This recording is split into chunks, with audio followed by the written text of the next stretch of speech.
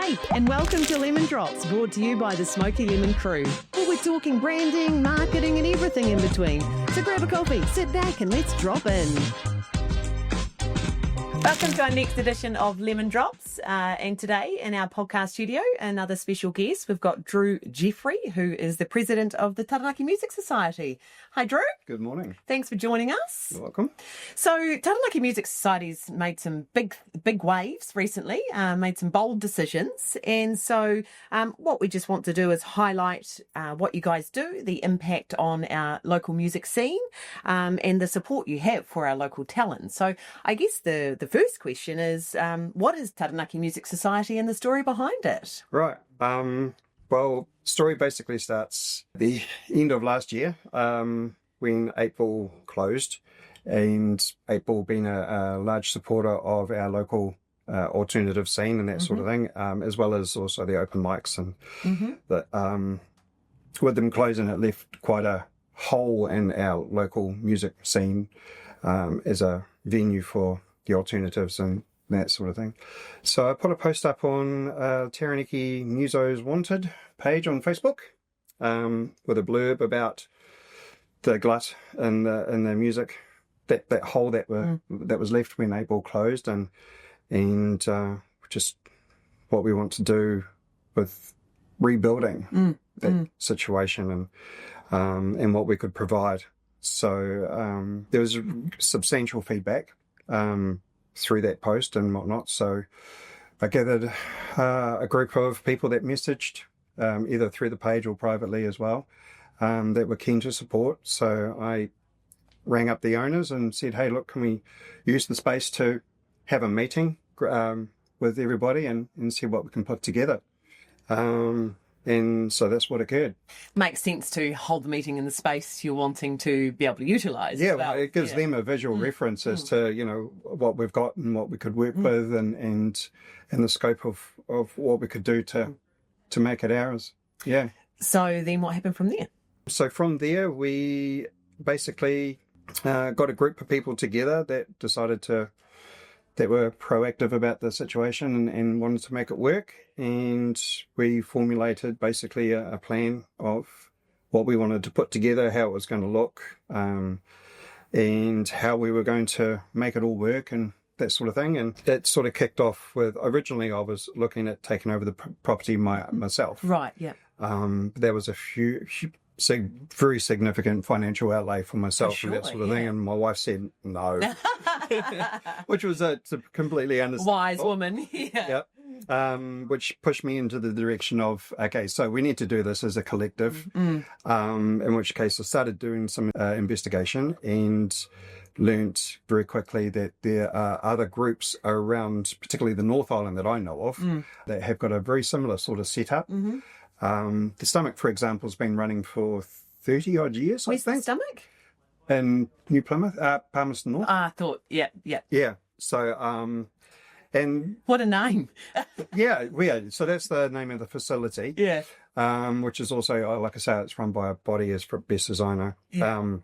And we've had some brief conversation with them, and it's sort of been a really good indication of what we could achieve and that sort of thing as well, because they're fully funded and whatnot, as best as I can understand, right down there. Yeah. So they're in a situation where musos can go there and do their thing, and they've got a recording studio, I think, there as well, from memory. Yeah. Don't know all the details about that, but that's why you have family of villages. That's right. Yeah. So everyone, So from the meeting at 8 Ball and the community that wanted to come together to save the live music scene, or a venue for a live music scene, Asgard was born.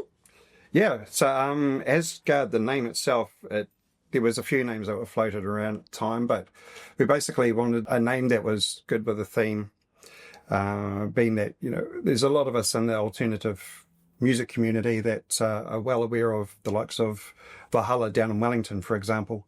And while we didn't want to copy that as such or anything, we wanted to work in association with. So like Valhalla is very well known for bringing in a lot of international bands into the country and that sort of thing, and going touring. And we wanted to be part of that and as best as we can, and have the ability to going forward. I mean, we're only at the starting stages as far as we're concerned. Eventually we want to be able to host these internationals as they come into the country as well. Well, I'm sure we'd all, want to have them here. So exactly. Great to have that. So we've got a really great community, a really supportive community here. Yeah. And we want to do the best for them. Yeah, brilliant. Because it's about them. Well, how would you describe the mission in nurturing musical talent in Taranaki? Well, that's the other side of things, which is also rather significant. So one of the other reasons why I've been so enthusiastic about this whole project, if you would, is that even if we go back to when COVID was around, okay, and I've got a daughter who's a very talented musician. Right. Does she play? Yes, she does. Yeah. Writes her own songs and all sorts of bells and whistles. And good, brilliant performer. And so when COVID came around and whatnot, all the schools and that sort of thing, all of that sort of went out the door. And that was part and parcel of the reason why we started Common Ground, was so that kids could have somewhere to go. And all so Common Ground is something on your own property? Yeah, it is, yes. Yeah, which is like a performance stage. Yeah, it's just open air stage that we've set up. Yeah. But the kids were missing out. And so we wanted to provide a place for them and showcase what they could do and that sort of thing. So Asgard's an extension of that basically as well. It really hits home. For like example, we had our opening evening, our official opening evening last Friday night. Yep. We had 3 youth bands on stage. We had some technical difficulties in terms of attendance of band members because of the crash that happened out on State Highway 3. Okay. So, for example, we had my daughter's band, their guitarist got stuck in Stratford, couldn't get through. Right. But luckily enough, we had another young, talented guitarist who was there, who just was actually had stepped in. Yeah, wow. He's an amazing person, Jack. And basically, in the case of 2 hours on site out in one of the back rooms, learnt 3 of the songs, and then jumped on stage and smashed it out. Yeah. Amazing. Yeah, he's super talented. Yeah. So, and we've got a whole region full of kids like this. We have, and they're our upcoming stars, right? Exactly. Yeah. So, one of the highlights of the whole evening is just seeing the looks on the faces of the parents of seeing their kids up on stage performing in front of a crowd and all the rest of it, and seeing the energy that they're putting into it and that sort of thing. I love seeing that. And that was a validation for you guys for what you're doing. Yeah, you can see it on your face how proud you are. Yeah, it's very gratifying. Yeah. So what is going to make? Well, because it's still in its developing stages, but infancy. So for Asgard, formerly Able, what makes it such a unique hub for musicians and creatives in the region? We like to think it's location, being that it's so central, it's in town. So it's easy to access on, like Friday nights, Saturday nights, which were predominant evenings. More chance of walk-ins? More chance of walk-ins, that sort of thing. It's easy to access and easy to showcase and that sort of thing as well. For those that aren't aware, 8 Ball is right above the Mayfair, which used to be the old Picture Theatre back in the day. So just to give you some localisations there. Pretty much in the heart of this. In the heart, yeah, exactly. So talking about community and membership, what does being a member of the Taranaki Music Society involve, and what are the benefits for musicians and supporters? Our membership is grown through our website. So we've got a website that Smoky 11 have created for us, which we're very appreciative of. Shout out to Ben. And so through that, people can go through the website and sign up for a subscription. So basically the way we worked it in terms of paying for the lease and stuff like that, we needed to have a base that was reliant. And so because that rent will come every month, That rent comes every month, and our lease agreement is it's around 40K a year. Wow. Yeah. So is that a deal, or is that like pretty standard? I think it's reasonably standard. Yeah. They were able to work with us with that as well. The property owners and that were very lenient with getting established and that sort of thing. So they were they helped us a lot in that way, which was a great start, gave us a good footing to get the ball rolling. But primarily, this paying for the lease and all the rest of it, where the focus was doing that through membership, so that any other income, whether it be from gigs or otherwise, could be focused back into the society.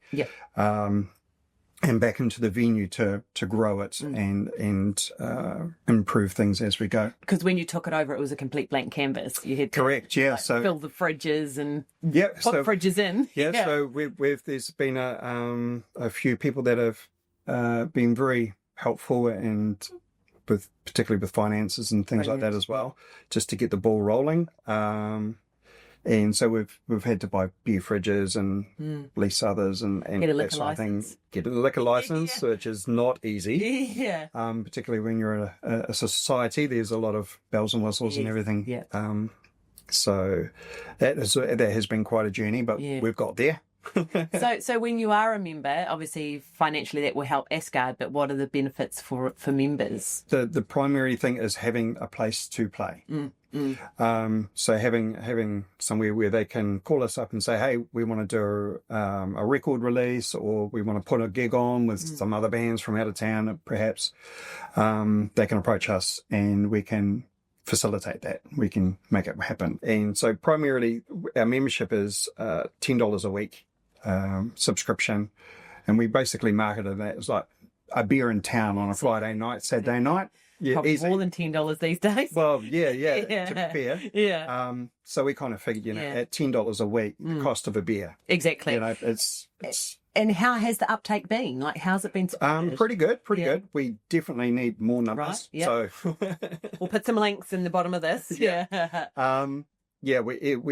worked it out basically that we need like 90 members minimum to keep the ball rolling, and I think we're maybe nearly halfway there. Okay. Yeah. So we've got a long way to go. But we're just hoping through time and through communications like this and whatnot that we can drum up this. Getting the word out. The word out there. Exactly. Yeah. It's growing a lot of interest from out of town bands currently at the moment too. So because they need the venue. They need So we've got quite a few bands that we're talking to at the moment that are particularly from out of town that are dead keen to come on back over, and bands like Dead Empire who are from over in Tauranga, that have been played here before and played at 8 Ball and whatnot before. And so they were ecstatic that we've got a place back up and running. And because the good thing is, because you're above the Mayfair, for a larger gig with an even bigger crowd and a bigger band, you can use the venue at the back of the Mayfair as well? We can do for bigger gigs, although that'll have to be negotiated, obviously, with the owners and proprietors of that at the moment.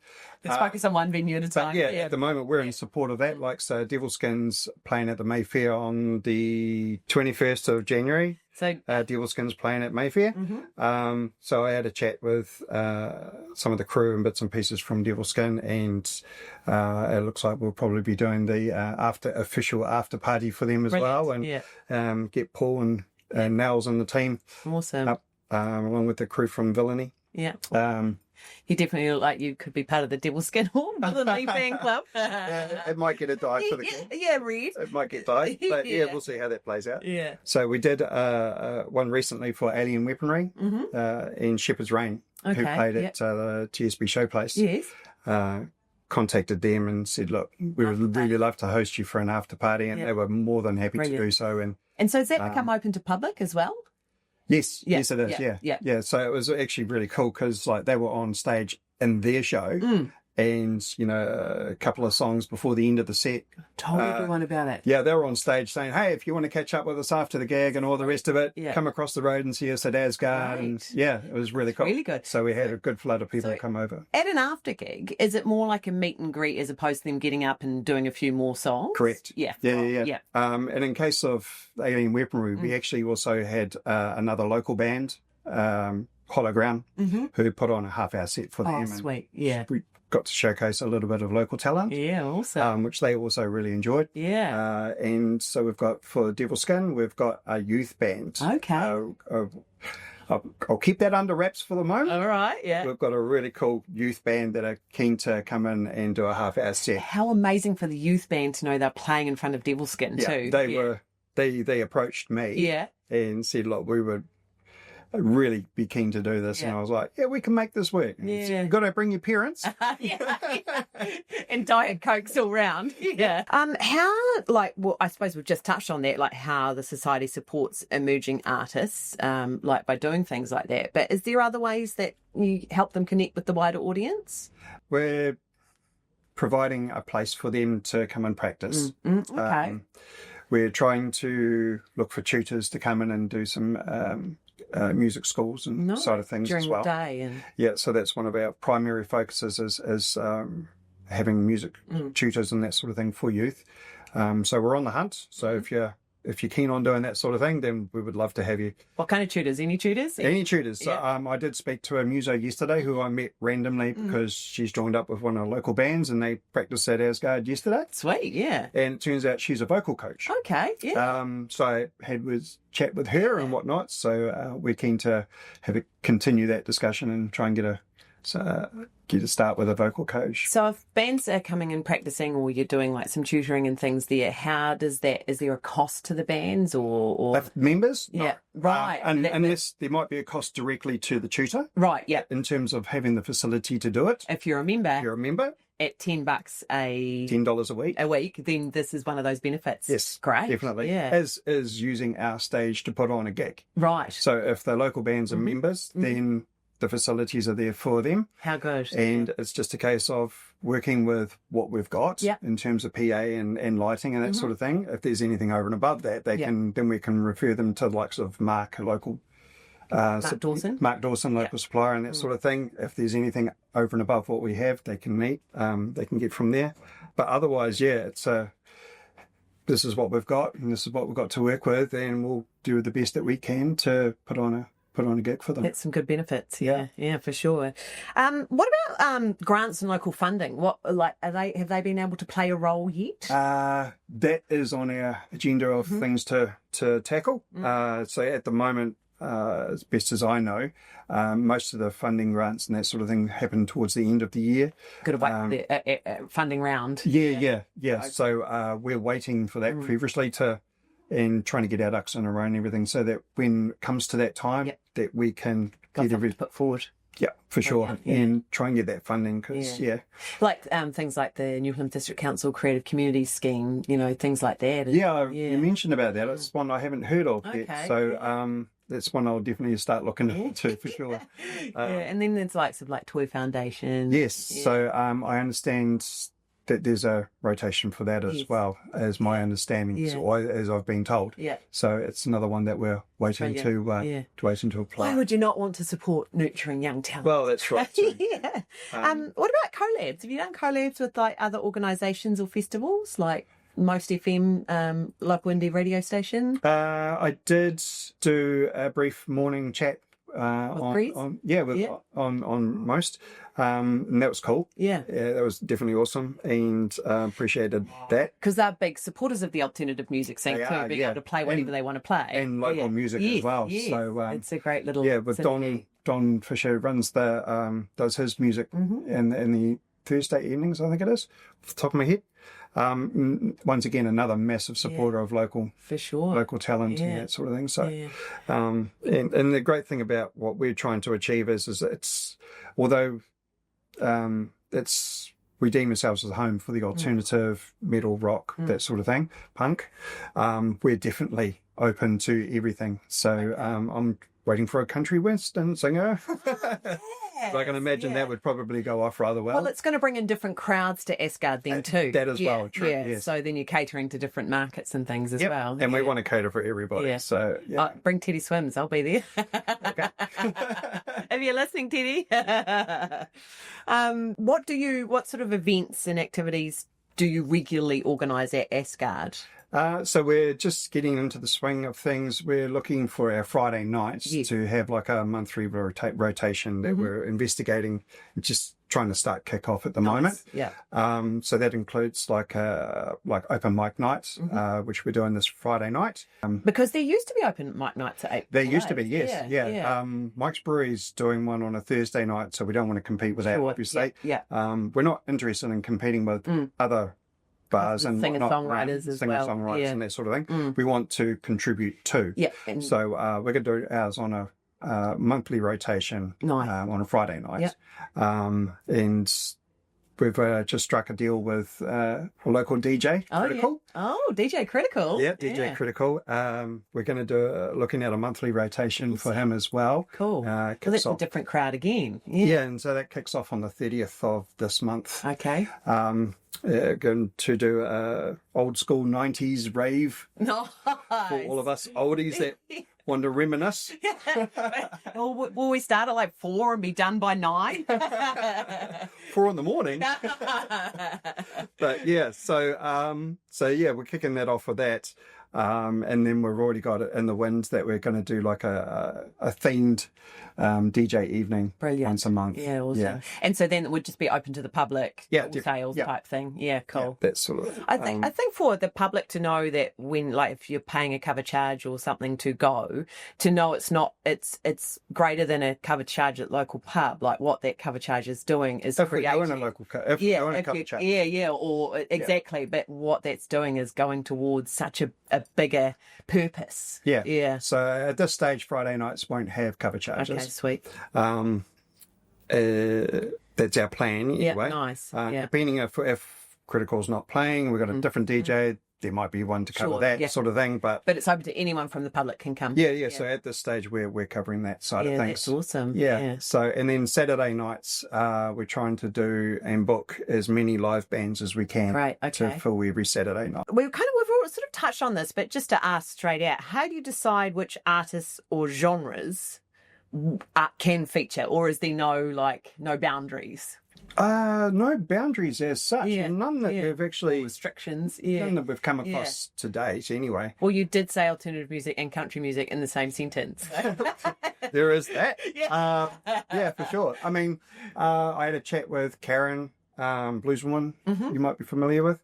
Had a chat with her a couple of weekends ago, and we're keen to do a night for her and her group of blues singers and whatnot as well, jazz singers. Awesome. Just so good to know there's somewhere we could go regularly for live music. Yeah. Well, we're not trying to restrict ourselves just to music either. So when I originally put up the post, there was a person who came forward and said, hey, look, would you be interested in like stand-up comedy? Wow, yes, why not? And so we thought, yeah, that would be awesome. So we're looking. I'm yet to have that conversation with her. I'll catch up with her, but we are keen to introduce into our monthly cycle, Friday night cycle, to have a comedy evening. Great, and once again, hitting another audience that way too. Well, yeah.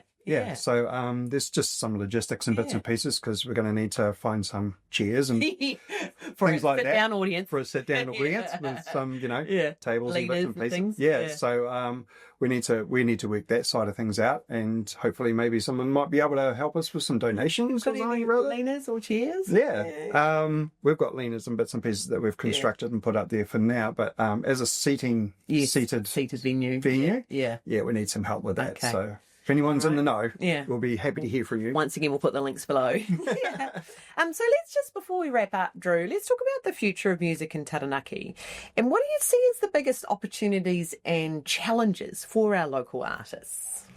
Having a place for the youth bands and that, well, not just youth bands, but all to get going. To get going, to have somewhere to play, to practice, and to learn and grow their own craft and that sort of thing.